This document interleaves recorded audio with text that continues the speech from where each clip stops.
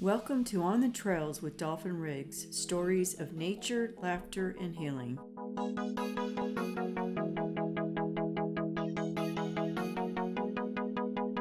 I'm Dolphin Riggs. I'm the founder and CEO of Hiking for Healing. And I'm here today with you with my friend and the funniest woman I know, Karen Mills, who is a professional comedian and one of my friends, and I love her to death. So I hope you'll enjoy her as much as I do. Karen, I have been just amazed at how our life has overlapped, and we never had a chance to really physically know each other till both of us ended up with cancer and other injuries and things and started talking back and forth. Can you briefly go ahead and share a little bit of your childhood, perhaps, or experiences you want to introduce to our ladies that may be listening? Sure. I grew up in Cleveland, Mhm. Tennessee, of course, and played basketball, and I played sports from as the time I could walk. I think I was born with a ball in my hand. I said I shot out of the womb in a pair of Chuck Taylors, I think. but I played softball, played with the Lady Aces for until I went to college, and then I ended up playing. Switching to fast pitch and playing down here for several years. But my basketball career, I played for Jim Smitty at Bradley High School, and we had quite a run in 76 and 77, well, 75, 76, 77. We had a 90-game winning streak, back-to-back, the state and national champions. And then I went on to play at UT Chattanooga. And so sports defined my young life and young adult, my kid as a child and young adult life. And then after college, everyone thought I would coach, including me. But I did not love coaching as much as I loved playing. And so I floundered for a few years. I actually got into the mortgage business and did that for about 7 years. So I just want to say now that if anyone lost their house because of me, I'm truly sorry. but then I started studying acting classes. When I was at Bradley, my two favorite things were sports and drama. Connie Gatlin was my drama teacher at Bradley, and I loved her and loved that class, but I never had time to really pursue that because sports took up so much of my time. So then after college, I started studying acting again. And then every time I would see a comedian on Johnny Carson, I would think, I really think I could do that. And I finally got the courage to go to the Punchline in Atlanta and get up for open mic night. And when I came off stage, the manager of the club said, you have the timing, you have the stage presence. I really think you could do this professionally, but you've got to learn how to write your own material, because all I knew how to do was tell a joke, like one I'd heard. I didn't know how to take my life experience and turn it into humor. And so he recommended a writing class. I took it. I went back to the Punchline a few months after that and got up again. And that time when I come off stage, he hired me to open. And so that's when it started. And so here I am now, 31 years later from when that actually occurred, and still going. And I am busier now than I have ever been in my career at my age. And so that is really surprising to me, but I'm so grateful. And, I think that kind of goes with retirement, because I retired having spent a really busy time thinking that I was going to have time to do things that I wanted to do. Well, I have time to do things I want to do because I'm now busier doing those things than I was ever while I was in an actual job. So I understand exactly what you're saying, and go all the way back to Jim Smitty. You all were playing for Jim Smitty, or you were playing, and I was getting beat up by Jim Smitty on the other team. But I don't believe we were playing the same years. When I played, it was back in the Gracie May and Sylvia Lauderdale, whatever her last name was. So I think I was probably several years ahead of you on that. I graduated in 77. Okay. Yeah. Yeah. Yeah. Yeah. Now I really feel like a grandmother. But I was not totally aware that you had played softball. And Yeah. so I'm glad to hear that, because I started softball at 10 years old and played fast pitch, and now it's slow pitch, but we're going to another Senior Olympics next week to Oh, play. This will be wow. the sixth one. So I'm going to miss seeing you there, because I know that you played for Mary Tim, I and Mary did. Tim was my buddies back in actually childhood, when I was taking piano lessons from the same teacher that she was. And I believe she was 17 and I was around 10 or so, maybe a little bit older. And we were taken to a recital together. And I was so impressed with this 17-year-old woman that was so nice to me. She was always so kind to this little kid that I remembered her name. It was an unusual name. And when I was a horticulturist, she came in unknowingly and bought some trees. She and Mary Jane, you know, you played with Mary Jane. Oh, yeah, I love it. And so I said, I've only known one woman in my life who had the name Mary Tim. And we started talking about that and found out that we were the same two people. Oh, wow, that's cool. So we have had so much interaction around us at the same time, the same areas. I grew up probably 30 miles from you. Yep. But the universe kind of supplies the right time to bring people together. That's right. And your message of laughter is so healing. And as you know, and with Hiking for Healing, one of our most important things is laughter, and to allow that child to come back out and play. So many times you get a cancer or any diagnosis that's such a shock. You know, the child goes in and hides where it's supposed to feel safe within. And my job is to bring that out. And I want to thank you for the laughter you bring out. I can probably say that not any of my people that I'm around, don't know who you are, because I'll tell them first thing, you need to laugh. Go pull this up and listen to Karen Mills. Oh, thank you for that. I appreciate that very much. But it has, when I was diagnosed with ovarian cancer that was in 2013. And the first thing my doctor said to me is, I don't care who it is, get negative people out of your life so that you can heal. And he said that staying positive and finding humor was as important to my recovery as surgery and chemotherapy. So, which was the easy part for me, because laughter is my coping skill. I mean, there are people that have really difficult time finding anything funny about cancer, but I can find humor in anything. Yes, you can. And I think we fare so much better in life if you can look for the levity in any situation.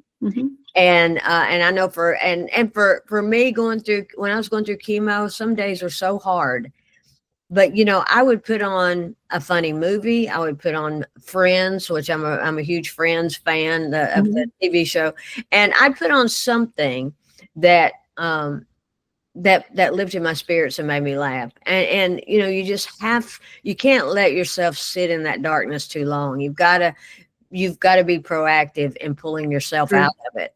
That's right. And all of my friends that believed in my recovery and knew that I was going to come out of it, those are the people I wanted around me. And anyone who was doom and gloom, I just no, you can't be in my space right now. You have to be responsible for the energy you allow in, I think. Very true. Very true.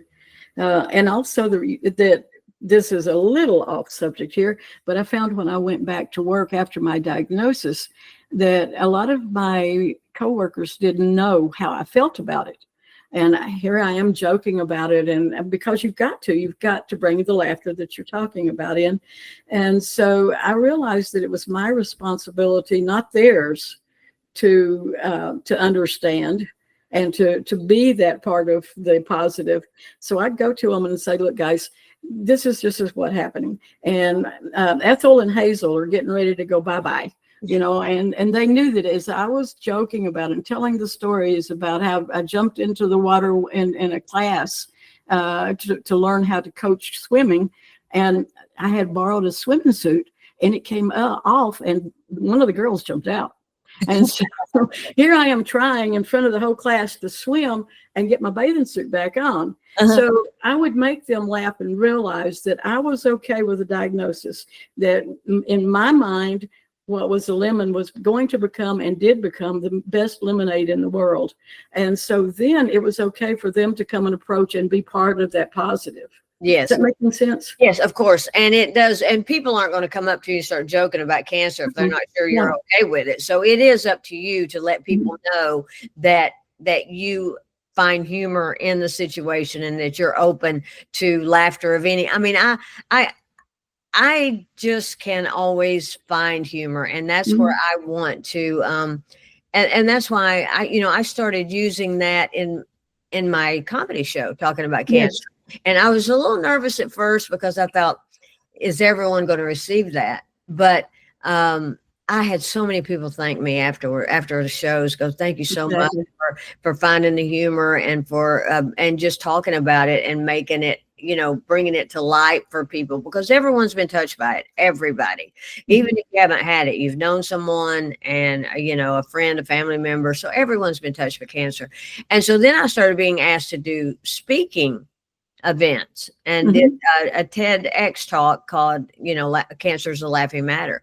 So, so it's really, it's not about cancer being funny. It's about how to manage life in a way that gives you the best opportunity to recover, to live a life that's full and open and fun, because we're all going to, I think, live longer. Look at who's lived to be 100. George Burns. I mean, all the comedians, Betty White, all the people who live so long, most are comedians. That's right.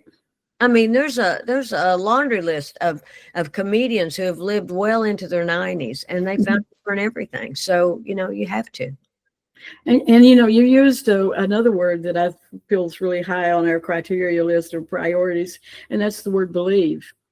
We have to believe in the positive. We can't just throw it out there and then go around talking negative, because we're not actually believing what we're saying. And our mind hears that, and our mind is materializing our thoughts. So we need to believe in that as well. We haven't talked about perseverance, but we have seen that persevering, we just have to keep going, keep it step by step. And you've been a prime example of that as well. You've kept going. You've gone way through not only cancer, but that horrible automobile accident I think we were both recovering about that same time from something. Mine not nearly as traumatic as yours, but your resilience and your perseverance is amazing. Well, thank you. But, I've never seen it as an option not to just keep putting one foot in front of the other and trying to, if I'm going to be alive on this earth, then I want to try to make it the best experience as possible. And if I'm just in a dark place all the time, I mean, that's you're not living, you're existing. So whatever happens, I have to try to find a way out of that. And that doesn't mean I don't manage pain. I do. I still have a lot of neck and back pain from my accident. It broke my neck, fractured my back, broke my sternum, broke my hand and my ankle, tore my knee, 12 staples in my head, punctured a lung. I mean, it was near fatal. And it's through us. Yeah. And so I'm very blessed to be here. And so if I'm going to be blessed to be here, I'm going to be here. I'm not just going to be, existing somewhere. I want to participate in life and make my life the best it can be with these conditions, whatever that is. Well, we're all blessed that you're here with us. So, and you said something again, you're causing me to react here. I have a theory, and it's called the ing theory. We can be, or we can be a being. We can be part of an act, or we can act out. So that the ing theory that I have is the action being put on to whatever you say, trying, overcome ing. But it just, as long as you can put that ing on there and become part of that solution, you're still living. That's right. You're just alive. It needs to be action word. Right.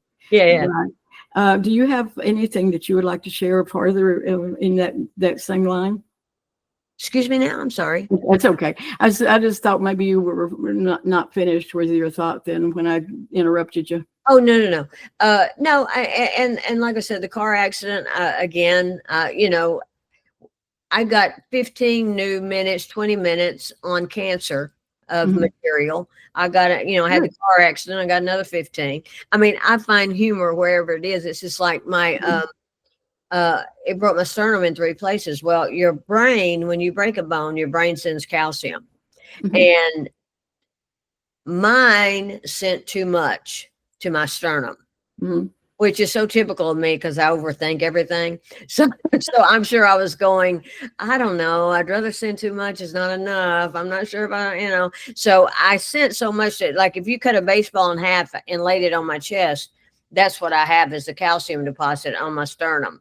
So Mhm. now I have 3 lovely lady lumps, but hey, but it's but it they say I can have it removed, but I don't want to go through surgery for it. It's just a battle scar is how I see it at this point. So, um, but there's humor in anything and everything. A lot of times I'll get comments online on some of my clips and say that's not funny, and I'm like, well, maybe it's not funny to you, but it's funny to me, and Right. and that's what I was given, is the gift of humor. And if I find humor in it, I can. It's okay. I don't need your permission to to to share my thoughts. That's That's what I true. I think it was Norman Cousins that started the life or the laughter therapy and wrote a book about laugh therapy. And that's so important. He said he went into a hotel room and just sat there and watched a lot of the old the old TV movies, silent movies, and laughed and laughed. I think they finally ended up kicking him out of the hotel from laughing so much. But it's so true. It changes the body chemistry, the chemistry in your body. And it's got to happen. And if you don't mind, would you humor an old lady and do just a few seconds or a few minutes of nail? This is Karen's signature. She says, I love this, and I can just not even imagine how you get through this. But I laugh every time I even think about it. Well, it's an old bit, and I had stopped doing it because I thought, that's done. That's had its shelf life, and I need to move on beyond it. Well, then if I didn't do it at shows, I mean, I was in Birmingham, Alabama, and I was accosted in the parking lot with a woman who said, I brought 15 people to hear you do nails, so you didn't do it. So there I am doing it in the parking lot for them. Mhm. And it is my most requested bit. And anytime I have enough time on stage, like when I tour with Leanne Morgan, and when I'm with Leanne, I'm only doing 20-25 minutes. So I don't Right. have time to do it. But when I'm doing my headlining show, I always include it for that reason. But no, it's the movie Nail with Jodie Foster. I loved the movie and thought she gave an incredible performance. But even more impressive than her performance was how Liam Neeson, who played her doctor, how he was able to learn her language. And in the final scene, he translates for the court what Nell is saying. So Nell approaches the bench. About time, ma, what we Lord, now being taught. Nell said that since her mother's demise, she has been frightened. I'm like, okay. But so tata Adelaide, and a kind of Lord, he live my sky on a cake. She said that we as a people are universally fearful, but the Lord alleviates the source of our despair. All I know is that if you ever get stopped for DUI, this is the guy you want speaking for you.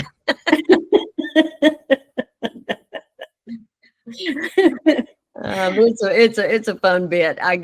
I enjoy doing it. Sometimes you write material and it's funny and it works, but there's certain times you have bits that you just love to do. And that's Mhm. one of those that I just get a kick out of doing still. So, and like I said, it's my most requested bit. It goes on and there's more to it, but Well, it is totally priceless, and I love your expressions and your delivery. Your timing is impeccable anyway, thank but you. it is just wonderful.